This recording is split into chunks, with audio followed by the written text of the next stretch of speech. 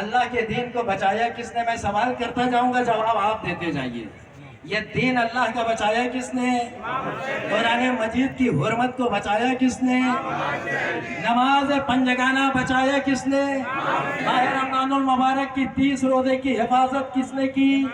خانہ کعبہ، حج بیت اللہ اور صفا و مروہ کی صحیح کی حفاظت کس نے کی؟ انسانیت کو پوری کائنات میں بچایا کس نے؟ آج ساری دنیا میں اگر انسانیت کا پرچم ہے، یہ کس کا عطیہ ہے؟ حسین ابن علی کا۔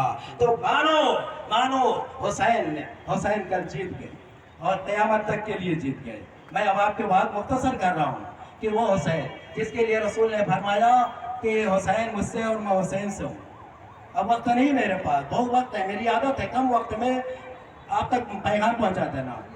حسین رسول کے نواسے، سرکار دو عالم کے نواسے، علی کے لخت جگر بیٹا ہیں، فاطمہ زہرا کے بیٹے ہیں، امام حسن مصطفیٰ کے چھوٹے بھائی ہیں۔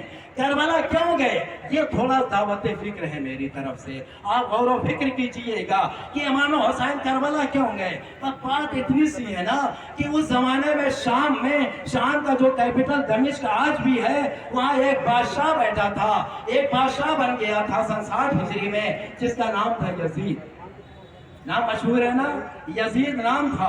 اس نے بیٹھتے ہی یہ اعلان کر دیا کہ سب سے بیعت لے لو۔ سب نے بیعت کر لی، امام حسین نے بیعت سے انکار کر دیا۔ بیعت سنتے ہیں نا، بیعت کا مطلب کیا ہے؟ بیعت عربی لفظ ہے، بیعت بنا ہے بے سے، بے کے معنی ہے اپنے آپ کو بیچ دینا۔ اور کیا آپ نے؟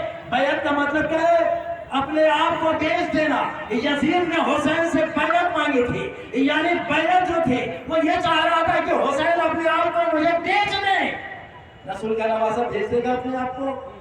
مثال دوں آپ کو، مثال دوں، آپ نے ایک بہت بڑا اسٹور بنایا، بہت بڑا مال بنایا، اس میں ہزاروں لاکھوں طرح کا مال بھر دیا، تو یہ پوری دنیاوی زندگی کے سامان آپ نے بھر دیے اور وہ مال آپ کا چلنے لگا، وہ دکان آپ کی چلنے لگی، اسٹور آپ کا چلنے لگا، قیمتی تھا وہ۔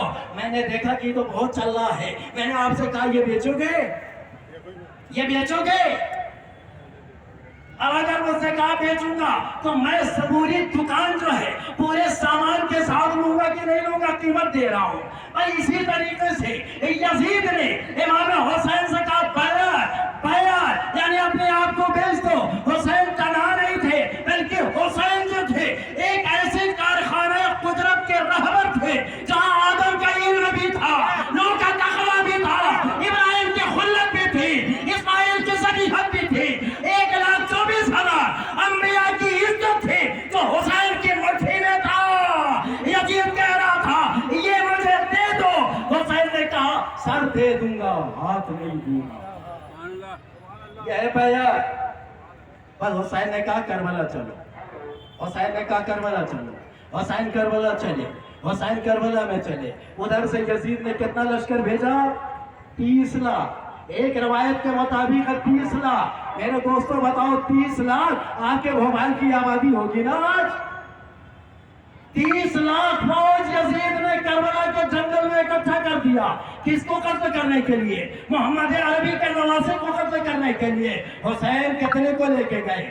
دنیا کہتی لڑنے گئے تھے۔ میرے دوستوں بتاؤ آج ہمارے نوجوان جو بارڈر پہ ہیں کیا اپنی بیویوں بچوں کو لے کے جاتے ہیں؟ اپنے گھر کی عورتوں کو لے کے جاتے ہیں؟ اگر جنگ چھڑ جائے تو کیا عورتیں وہاں جائیں گی؟ بچے جائیں گے؟ دنیا کہتی حسین لڑنے گئے تھے۔ یاد رکھو نعوذ باللہ حسین میرا لڑنے نہیں گیا تھا۔ اگر لڑنے کا ارادہ ہوتا نا تو اپنی بہنوں کو نہ لے جاتے، اپنی بیویوں کو نہ لے کے جاتے، 6 مہینے کے بچے کو نہ لے کے جاتے، 7 سال کے بھانجے بھاؤنوں محمد کو نہ لے جاتے، 13 سال کے بھتیجے قاسم کو نہ لے جاتے۔